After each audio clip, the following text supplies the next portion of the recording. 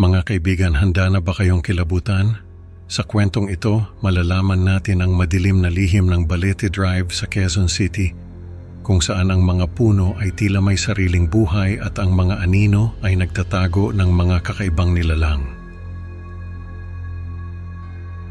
Habang inaayos ang kanilang bagong bahay, narinig ni Makmak ang alamat ng aswang mula sa kanyang pinsan na si Bella. Isang gabi, nakita niya si Shirley na tila nawawala sa sarili at papunta sa bahay ng isang mangkukulam na si Mang Tomas. Ano kaya ang mangyayari sa kanila? Samahan niyo ako sa kwentong ito ng takot at kababalaghan. Magandang araw po sa inyo mga tagapakinig ng mga kwentong katatakutan. Salamat po sa inyong oras at pakikinig sa aking kwento. Ako nga pala si Makmak. Nakatira kami ngayon sa Quezon City kung saan nangyari ang kakaibang karanasan na ito.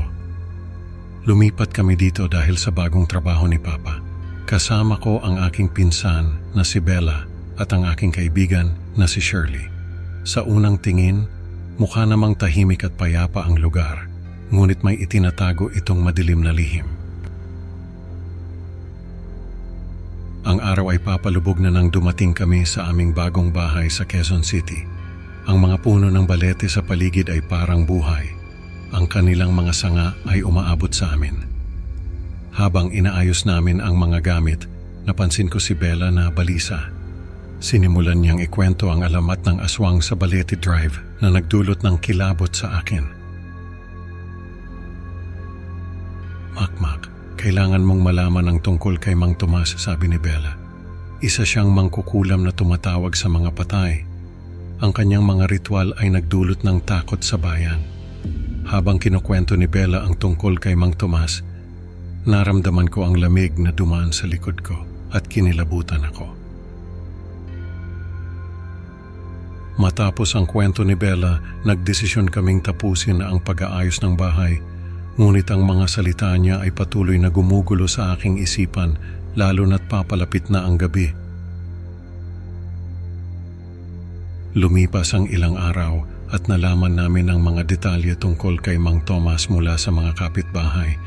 Ang kanyang bahay ay nasa dulo ng Balete Drive at walang sino man ang naglalakas loob na lumapit dito.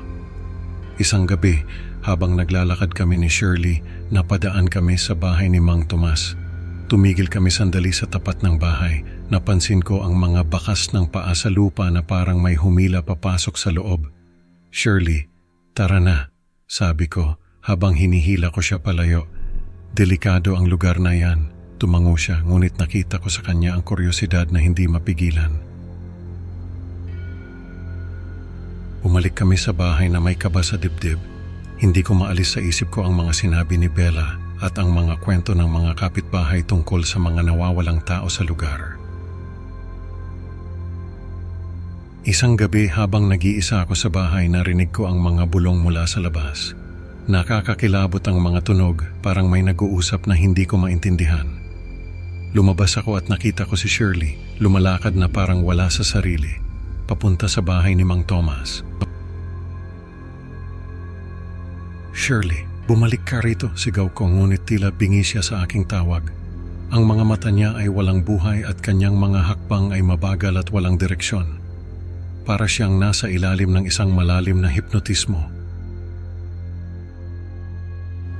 Sinundan ko siya hanggang sa loob ng bahay ni Mang Tomas. Makmak, tulungan mo ako, bulong ni Shirley. Ang kanyang mga mata ay puno ng takot. Hindi ko alam kung bakit ako nandito. Biglang lumitaw si Mang Tomas mula sa isang sulok. Hawak ang isang itim na libro. Siya ang aking sakripisyo, sambit niya. Ang kanyang boses malamig at puno ng galit. Tumakbo kami palabas ng bahay at naramdaman ko ang malamig na hangin na tila humahabol sa amin. Alam kong hindi kami ligtas hanggat nasa paligid si Mang Tomas. Bumalik kami sa bahay at agad na tinawag ang mga kapitbahay. Nagtipon kami at nagdesisyon na harapin si Mang Tomas upang wakasan ang kanyang kasamaan. Pumunta kami sa Balete Drive, dala ang mga sulo at mga pamalo. nakita namin si Mang Tomas na nagsasagawa ng ritual sa katawan ni Shirley. Hindi mo siya maaaring kunin, sigaw ng isa sa mga kapitbahay. Sa galit at takot, pinagtulungan naming patayin si Mang Tomas. Ang kanyang mga sigaw ay umaling-aungaw sa buong Balete Drive. Habang pinagtutulungan namin siya, biglang nagdilim ang paligid at narinig namin ang mga bulong na tila galing sa ilalim ng lupa. Ang mga sanga ng puno ng balete ay kumilos, tila may sariling buhay. Naramdaman ko ang takot na bumalot sa amin, ngunit hindi kami tumigil. Inilibing namin siya sa ilalim ng mga bato ng kanyang dambana, sabi ng matandang kapitbahay. Pero hindi namin alam na may masamang kasunduan siya. Habang inililibing namin siya, naramdaman ko ang bigat ng bawat bato na inilalagay namin. May puwersang humihila sa amin pababa, ngunit nagpatuloy kami hanggang matapos. Bawat hakbang, bawat kilos ay puno ng takot at pag-asa na sana'y matapos na ang lahat ng ito. Biglang lumitaw ang isang itim na anino mula sa mga bato. Ako'y magbabalik, sabi ni Mang Tomas bago tuluyang mawala. Napatigil kami ni Shirley sa aming mga hakbang at naramdaman ko ang malamig na pawis na dumaloy sa aking likod. Hindi ko alam kung ano ang gagawin ko. Ang mga salita ni Mang Tomas ay tumarak sa aming mga puso. Bumalik kami sa bahay na may takot sa aming mga puso. Alam naming hindi pa tapos ang lahat at ang sumpa ng aswang ay nagbabanta sa buong bayan. May bigat na nakapaligid sa amin at bawat hakbang namin ay may kakaibang pakiramdam. Binalaan kami ni Bella na huwag tumugon sa mga katok o tawag ng tulong sa gabi. Maaaring ito ang aswang, sabi niya. Huwag kayong magpapalinlang. Hindi ko makalimutan ang seryosong mukha ni Bella habang sinasabi niya ito. Alam kong hindi siya nagbibiro. Habang papalapit ang gabi, naramdaman namin ang paglapit ng hamog. Ang mga ilaw sa kalye ay nagkikislapan at ang mga anino ay sumasayaw sa bawat sulok ng bahay. May pakiramdam na mayroong nagmamasid sa amin mula sa kadiliman. Makmak, magdasal tayo, sabi ni Shirley.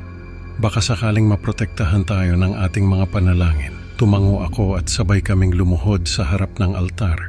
Nagdasal kami bago matulog, umaasang ang aming mga panalangin ay magbibigay sa amin ng proteksyon laban sa anumang masamang espiritu.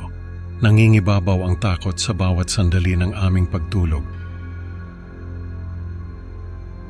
Sa unang gabi ng aming paninirahan, nakarinig ako ng kakaibang katok at mga daing na humihingi ng tulong mula sa labas ng bahay. Shirley, huwag mong buksan ang pinto, sabi ko, pero huli na.